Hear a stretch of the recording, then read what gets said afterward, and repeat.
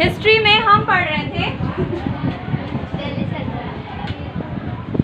दिल्ली सल्तनत में हमें जहाँ तक याद है तुगलक डायनेस्टी थी हमारी, ठीक है। तुगलक डायनेस्टी में अगर मैं बात करूँ,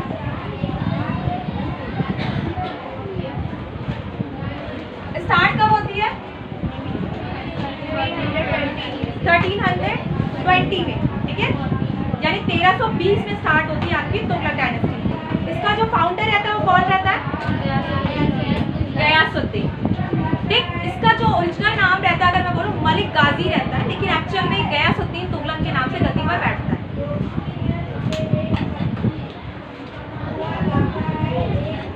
देख, गयासुद्दीन तुगलक के नाम से गद्दी पर बैठता है। इसके बाद अगर मैं बात करूँ 1325 में कौन बैठता है? मोहम्मद बिन तुगलक। कौन रहता है इसका? मोहम्मद बिन तुगलक। उसके बाद अगर मैं बात करूं इसका चचेरा भाई, कजन ब्रदर, वो बैठता है जिसका नाम रहता है 1351 में इसकी डेथ हो जाती है। 1351 में बैठता है फिरोज शाह तुगलक। क्या नाम रहता है? फिरोज शाह तुगलक, ठीक है। ये सबसे इंपॉर्टेंट है तीन, अगर मैं बात करूं। वैसे तो बहुत है इसमें, लेकिन हम सबको नहीं पढ़ेंगे, हम तुगलक में सिर्फ तीन को पढ़ेंगे। पहला तो अगर मैं बात करूं मलिक गाजी, जिसे हम कहते हैं गयासुद्दीन तुगलक, जो फाउंडर है। उसके बाद हम बात करते हैं मोहम्मद बिन तुगलक, जो कि इसका बेटा है। ये कब बैठता है? 1325 में। मलिक गाजी यानी कि गयासुद्दीन तुगलक को जान से मार देता है। ये पूरा प्लान करता है, बताया था मैंने क्या इसकी प्लानिंग रहती है। एक ऐसा महल बनवाता है जो लकड़ी का बना रहता है, और जैसे गयासुद्दीन तुगलक उसमें एंट्री करता है वो पूरा का पूरा महल गिर जाता है और उसकी मौत हो जाती है। अब मोहम्मद बिन तुगलक के बाद गद्दी पर बैठता है कौन? फिरोज शाह तुगलक, इसका कजन ब्रदर रहता है। अगर मैं बात करूं इन तीनों में सबसे अच्छे नेचर का या प्रजा के लिए, पब्लिक के लिए काम करने वाला रूलर कौन है? तो वो है फिरोज शाह तुगलक। वो कौन है? फिरोज शाह तुगलक। इसने कई सारे काम किए। अगर मैं कहूँ कि लोगों के ठहरने के लिए जगहें बनवाई, पानी के लिए कुएं बनवाए, मतलब पब्लिक के लिए इसने काफी काम किए। अब एक चीज यहाँ पे बड़ा प्यारा सा क्वेश्चन है, कई बार एग्जाम्स में आता है कि अशोक के पिलर को दिल्ली में लगवाने के लिए बुलाने वाला कौन था, मंगाने वाला कौन था? वो था फिरोज शाह तुगलक। अशोक का पिलर, अशोक का स्तंभ जो था, अशोक ने जो स्तंभ बनवाए थे, उसको दिल्ली में लगवाने वाला कौन था? वो था फिरोज शाह तुगलक। या दिल्ली मंगवाया था उसने और यहाँ पे इसको लगवाया था, वो उसका क्या नाम है? फिरोज शाह तुगलक। अब मैं बात करती हूँ एक चीज, 1398 ब्लैक ईयर जिसे कह सकते हो काला साल दिल्ली के लिए। आपको पता है दिल्ली किस नदी के किनारे है? दिल्ली यमुना नदी के किनारे। दिल्ली शहर जो है वो किस नदी के किनारे है? यमुना नदी के किनारे है। और 1398 अगर मैं बात करूँ 1398, एक नाम आता है यहाँ पे तैमूर लंग। क्या नाम आता है? तैमूर लंग। एक्चुअल में लंग का अगर मैं बोलूँ तो उसके पैर में थोड़ी सी प्रॉब्लम थी, तो उसे टाइटल दे दिया जाता था लंग। अगर मैं कहूँ नॉर्मल तो लंगड़ा जिसे कह सकते हो, तो उसे लंग बोल दिया गया था, तैमूर लंग। उसके पैर में प्रॉब्लम थी। ये तैमूर लंग कौन था? बहुत बड़ा जिसे मैं कहूँ आक्रमणकारी लुटेरा जो इंडिया आया और उसने बहुत बुरी तरह से लूट मार की। अगर मैं कहूँ कि दिल्ली यमुना नदी के किनारे बसी हुई है और इसने दिल्ली में इस तरह से लूट मार की कि एक हफ्ते तक दिल्ली जिस नदी के किनारे यमुना का पानी लाल बहा है, एक हफ्ते तक। मतलब तैमूर लंग ने इतना ज्यादा दिल्ली को बर्बाद किया कि एक हफ्ते तक जो यमुना नदी है उसका पानी कैसा बहा? लाल बहा। यानी कितने ज्यादा मर्डर किए होंगे उसने, कितने लोगों की जाने ली होंगी। एक इतिहासकार लिखते हैं कि उसको क्या करता था, वो खोपड़ियों के, सरों के मीनार बना देता था, मीनार। उसके साथ 1 लाख बंदी थे जिसको उसने कैद कर लिया था, और उसको वो रास्ते में जब लेके जा रहा था तो उसे ऐसा लगा कि भाई इन लोगों को एक जगह से दूसरी जगह शिफ्ट करना काफी मुश्किल है। तो उसने क्या किया, रिवर के किनारे, नदी के किनारे उन सब की गर्दनें उड़वा दी, उन सबको जान से मार दे। किसको? जो उसने कैदी रखे थे। कितने? 1 लाख से ऊपर कैदी उसने जो रखे थे, उन सबको उसने क्या कर दिया? जान से मार दिया। अब भी 1 लाख लोगों को काटने के लिए, यानी उनकी गर्दनें काटने के लोग भी तो चाहिए होंगे ना, उतने ज्यादा। तो उसके जो आर्मी के लोग थे वो तो ठीक ही थे, लेकिन जो उसके यहाँ खाना बनाता था तैमूर लंग के यहाँ, यानी जो आर्मी के लिए खाना बनाता था उसको भी यूज किया गया था गर्दनें कटवाने की, भी तुम भी काटो, क्योंकि इतने लोग हैं, इतने कम लोग हैं और जान से जिनको हमें मारना है वो बहुत ज्यादा है। तो इस तरह से मैं अगर कहूँ कि उसने मीनार बना दी थी, किसकी, लोगों के सरों की क्या बना दी थी, मस्जिद तक उसने नहीं छोड़ा था। आप सोचोगे तैमूर लंग एक मुसलमान है तो उसने मस्जिदों को छोड़ दिया होगा। एक्चुअल में मस्जिद में जो लोग छुपे थे अपनी जान बचाने के लिए, उसने मस्जिद में जाके भी अटैक किए, वहां पे भी खून बहाया। और जबकि कहते हैं मस्जिद सबसे पाक जगह होती है, वहां पे आप वेपन्स हथियार लेके नहीं जा सकते, ठीक। वहां पे उसने लोगों के खून बहाए हैं। तो अगर हम ये कहते हैं कि भाई तैमूर लंग के बारे में, तो भाई तैमूर लंग हिंदू मुसलमान से बड़ा, अगर मैं बात करूँ, टेररिस्ट था। हिंदू मुसलमान का एक अलग क्राइटेरिया, वो था क्या, वो एक टेररिस्ट था, आतंकवादी था, और उसने किसी को नहीं बख्शा, चाहे वो कोई भी हो। और दिल्ली का उसने वो हाल कर दिया, इस तरह से उसने दिल्ली को लूटा था कि कुछ नहीं बचा था दिल्ली में। अब एक क्वेश्चन आता है कि जब तैमूर लंग ने दिल्ली पर अटैक किया और एक हफ्ते तक यमुना रिवर का पानी लाल बहा से इतने ज्यादा लोगों की हत्याएं की, उनको जान से मारा, यानी अगर मैं कहूँ मीनारें बना दी लोगों के सरों, उस टाइम पे दिल्ली का राजा कौन था, क्या कर रहा था वो था नसीरुद्दीन महमूद। कौन था, नसीरुद्दीन महमूद, नसीरुद्दीन महमूद तुगलक, नसीरुद्दीन महमूद तुगलक था, जो दिल्ली छोड़ के क्या कर लिया, भाग लिया, दिल्ली से वो भाग गया। मतलब सोचो एक राजा कैसा होना चाहिए, जो हर कंडीशन में पब्लिक का सपोर्ट करे। लेकिन उसने क्या किया, अपनी जान बचाने के लिए उसने तैमूर लंग को दिल्ली सौंपी, और तैमूर लंग को दिल्ली सौंपने के बाद भाग गया। बीबीसी की एक रिपोर्ट थी बेटा, उसमें किताबों में लिखा है जो एक्चुअल में कि तैमूर लंग ने किस तरह से दिल्ली को नुकसान पहुंचा। इंसान तो इंसान, उसने जानवरों को नहीं बख्शा, जो बैल बकरी कुत्ते जितने भी चीजें आती रास्ते में, उसकी आर्मी उसको काटती चली जाती। तो सोचो क्या उनका माइंडसेट रहा होगा, क्या सोचा होगा उन्होंने दिल्ली को नेस्तो नाबूद बर्बाद कर दिया। इतिहासकार लिखते हैं कि दिल्ली अपने टाइम से 100 साल पीछे चली गई इस अटैक की वजह से। मतलब इतना ज्यादा लॉस हुआ। जैसे कि अगर मैं कहूँ ना कि तुम्हारे घर में अल्लाह ना करे कोई ट्रेजेडी हो जाए, कुछ हो जाए, तो जितना तुमने बनाया है तो पीछे चली गई ना एकदम, जहाँ से स्टार्ट करोगी फिर से शुरू करोगी।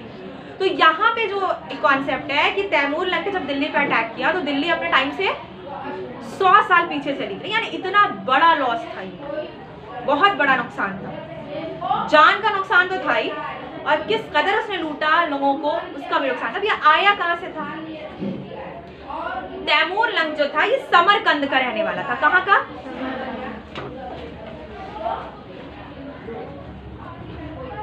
तैमूर लंग कहाँ का था, समरकंद का था। अब समरकंद कहाँ भाई, कोई बता सकता है?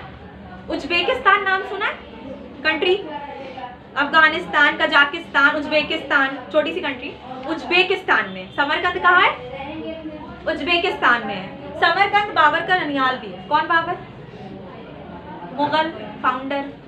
समरकंद से बाबर का भी रिलेशन है, इसको जब पढ़ाऊंगी मुगल तब बताऊंगी, ठीक है। तो यहाँ पे अगर मैं बात करूँ समरकंद से कौन आया था, तैमूर लंग। इसकी कैपिटल थी, राजधानी थी इसके राज की, और इतना सब कुछ लूट मार करने के बाद ही वापस वहीं चला जाता है सब कुछ लेके।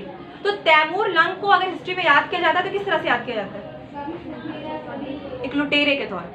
अगर मैं बात करूँ महमूद गजनवी को कैसे याद किया जाता है, एक लुटेरे के तौर। क्योंकि देखो हमारा घर तो इंडिया है ना, चाहे किसी भी मजहब के हो, चाहे किसी भी धर्म के हो, और अगर हमारे देश से किसी ने कुछ भी कोई लूट के यहाँ से ले गया तो वो क्या है, तो लुटेरा ही तो कहलाएगा ना एक्चुअल। अगर मैं बात करूँ यहाँ पे मैं मुगल्स की बात नहीं कर रही, यहाँ मैं दिल्ली सल्तनत के रूलर्स की बात नहीं कर रही। क्यों, क्योंकि वो यहाँ से कुछ लेके नहीं गए, वो यहीं के होके रह गए। आप जितने भी रूलर्स को पढ़ रहे हो दिल्ली सल्तनत में, आपने किसी को ऐसा पढ़ा कि कोई यहाँ से चला गया वापस, सब यहीं रहे और सबकी मौत यहीं हुई, उसके बाद उनके वंश जो चले, डायनेस्टीज चली, वो अलग बात है। लेकिन ये वो लोग हैं जो यहाँ से लूट के सामान लेके चले गए। इंडिया को सोने की चिड़िया ऐसे नहीं कहा जाता, पता है ना कि इंडिया को कितनी बार लूटा गया, और फाइनली किसने लूटा लास्ट में, ब्रिटिशर्स। किसने लूटा, ब्रिटिशर्स ने तो खत्म कर दिया ना हमको एकदम, जैसे कह सकते हो हमारी रीढ़ की हड्डी तोड़ देना, ऐसा हो। अब ये आपकी तुगलक डायनेस्टी खत्म, अब सैयद डायनेस्टी कब स्टार्ट होती है बताओ,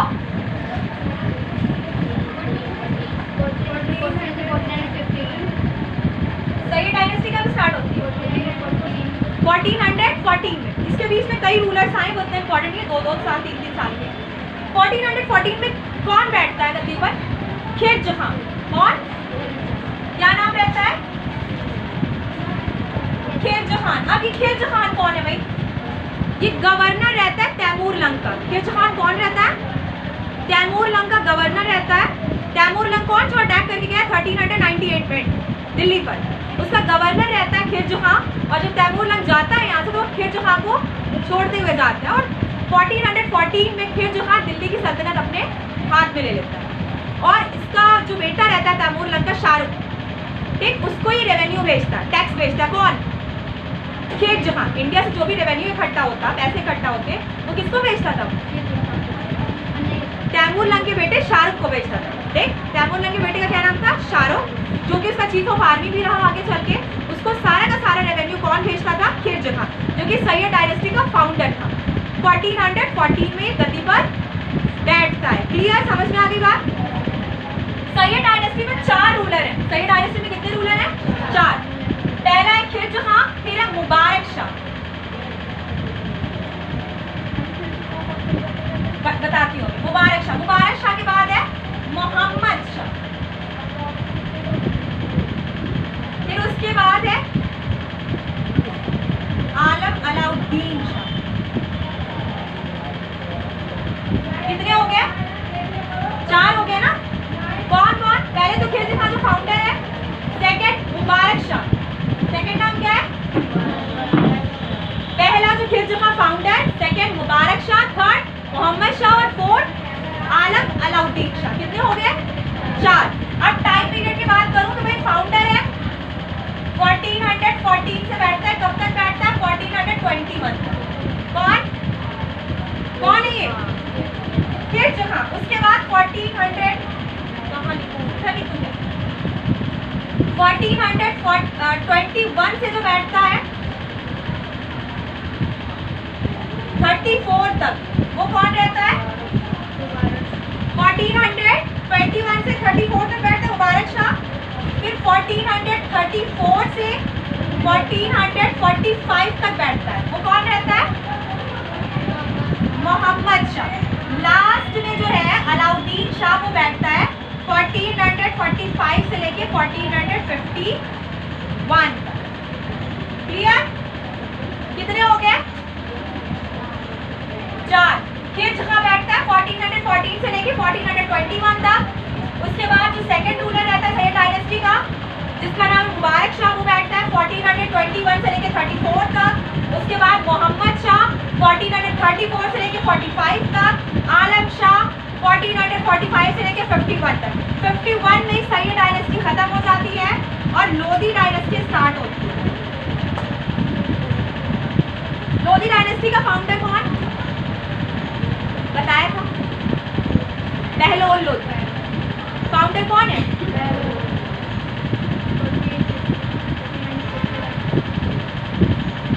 बहलोल लोधी।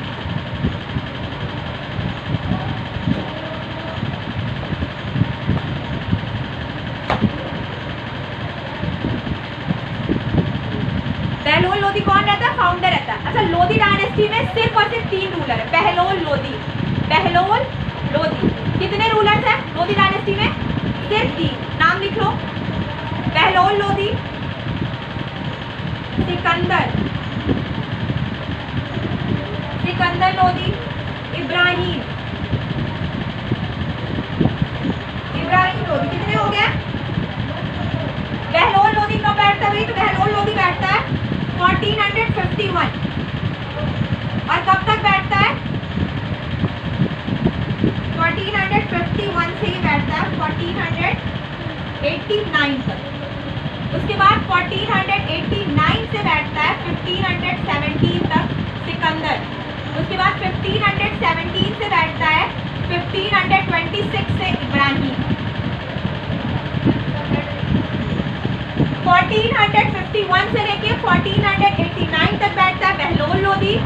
उसके बाद 1489 से लेके आपका 1517 तक बैठता है सिकंदर लोधी। 1517 से लेके 1526 तक बैठता है इब्राहिम लोधी।